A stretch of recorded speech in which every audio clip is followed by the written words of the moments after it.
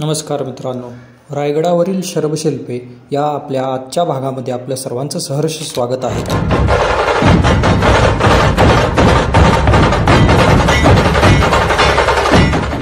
मित्रांनो, रायगड म्हणजे खऱ्या अर्थानं मराठा साम्राज्याच्या दौलतीचं तख्त। ज्या रायगडाने छत्रपती शिवरायांचा राज्याभिषेक अनुभवला तो म्हणजे हा रायगड। दुर्गेश्वर अशी बिरुदावली ज्याला लाभली तो म्हणजे हा रायगड। हा दुर्गेश्वर रायगड म्हणजे शिवभक्तांचे पंढरपूरच जणू। या पंढरपुरास भेट देण्यासाठी लाखो शिवभक्त दरवर्षी रायगडाला भेटी देतच असतात। रायगड भेटीचं प्रमुख उद्दिष्ट असतं ते म्हणजे छत्रपतींच्या समाधीचं दर्शन। छत्रपतींच्या समाधीच्या दर्शनाने आपल्या मनाला जो आनंद मिळतो तो आपण शब्दात देखील व्यक्त करू शकत नाही।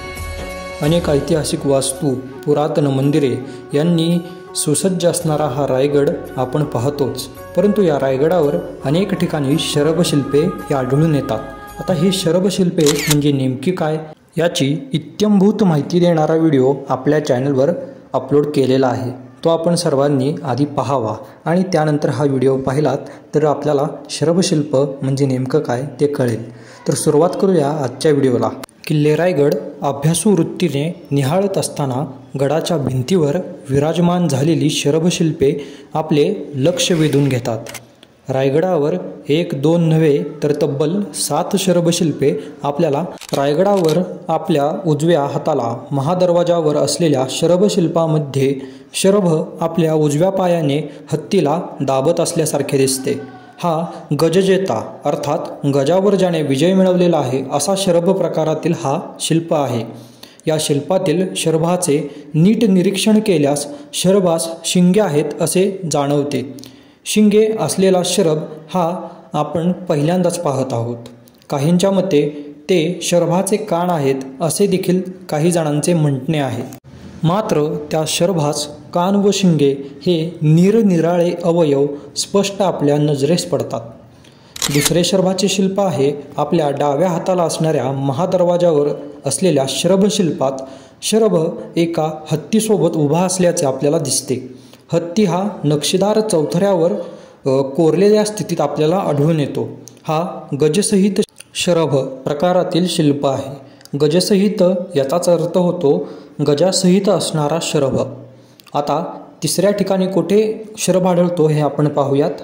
रायगड वड चढून गेल्यानंतर नगारखान्याच्या समोर उभे राहून वर नजर टाकली असता आपल्या लक्षात येते की नगारखान्याच्या समोरील दर्शनी भागामध्ये 2 शरभशिल्पे ही आढळून येतात।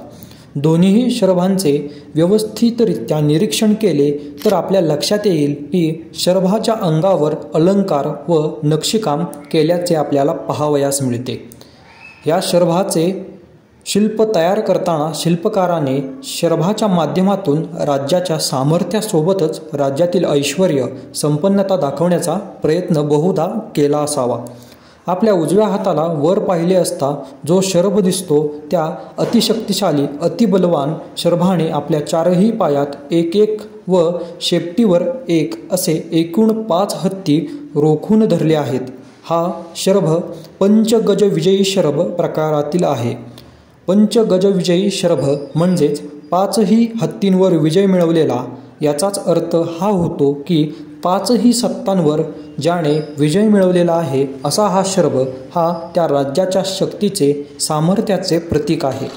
नगारखान्याच्या डाव्या बाजूला वर पाहिले असता जो आपल्याला शरभ दिसतो या शरभाचे चित्र पुढील प्रकारे आहे।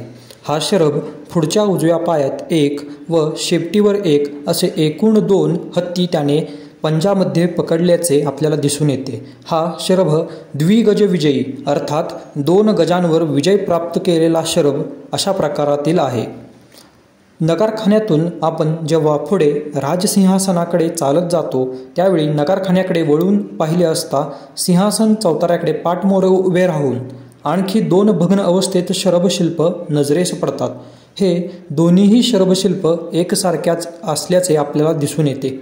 या शरभांनी आपल्या पुढच्या उजव्या पायाखाली गंभे गरुड दाबले असून गंभे गरुडाच्या पायात 2 हत्ती आहेत। गंभे गरुडाबाबतची माहिती आपण कालच्याच व्हिडिओमध्ये सविस्तर पाहिलेली आहे। हे गंभे गरुड सहजासहजी नजरेच्या टप्प्यात पडत नाही. कुणा एका उपद्रवीचे हात या शरभशिल्पांना लागून काळाचा घण या शिल्पांवर चालविला गेला आहे. अर्थातच नतद्रष्ट यवनी राजवटींनी रायगडाचा केलेला हा विध्वंस या गंभे गरुडाच्या दुरावस्थेवरून आपण काढू शकतो. नगारखान्याच्या आतील व बाहेरील शरभ व रायगडाच्या महाद्वारावरील शरभ पाहता महाद्वारावरील शरभांची शारीरिक ठेवण, कलाकृती व नगारखान्यावरील शरभांची बनावट ही भिन्न स्वरूपाची असल्याचे निदर्शनास येते. त्यामुळे या दोन्ही ठिकाणी शरभशिल्प निरनिराळ्या कालखंडात बनविले गेले असावेत असा अंदाज वर्तविला जातो. रायगड भ्रमंती ही आजकाल इतिहास जिज्ञासेपोटी शिवचरण स्पर्श पुण्यप्राप्तीकरिता छायाचित्रण करण्यासाठी अशा निरनिराळ्या कारणांसाठी केली जाते. त्याचपैकी राजसिंहासनापासून ते जगदीश्वर मंदिरापर्यंत शिवसमाधीपर्यंत रायगड भ्रमंती म्हणजे संपूर्ण रायगड नव्हे. रायगडावरील कित्येक खळगे, ठिकाणे, ऐतिहासिक वास्तू, पुरावे हे काळाच्या ओघाखाली दबले गेले आहेत.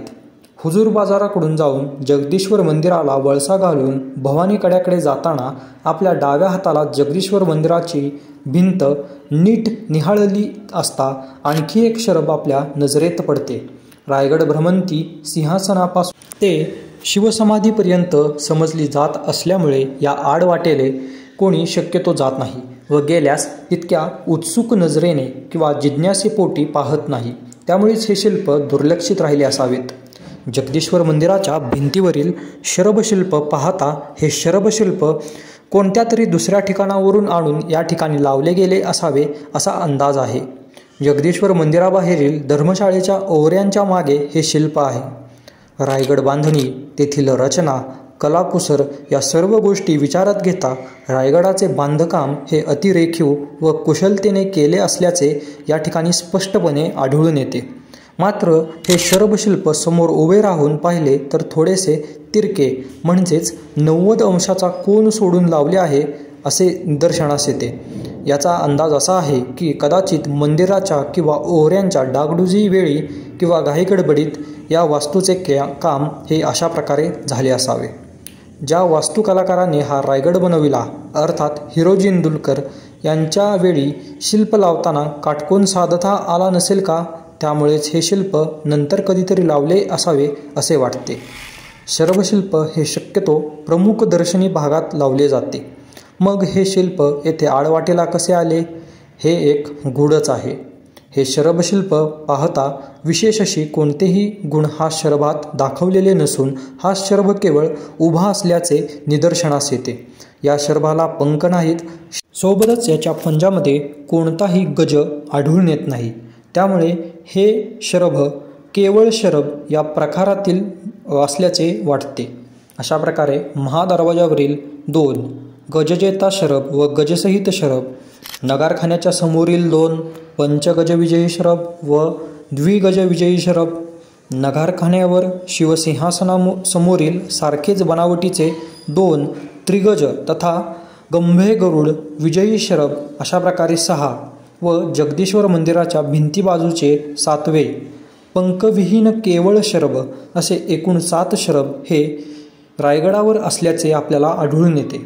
किल्ले रायगडावरील ही शिल्पसंपदा अभ्यासून त्याचे बारकाईने निरीक्षण केल्यास आपल्याला देखील छत्रपतींच्या पराक्रमाची साक्ष देणारे हे शरभशिल्पे पाहताना अत्यंत गर्व वाटेल.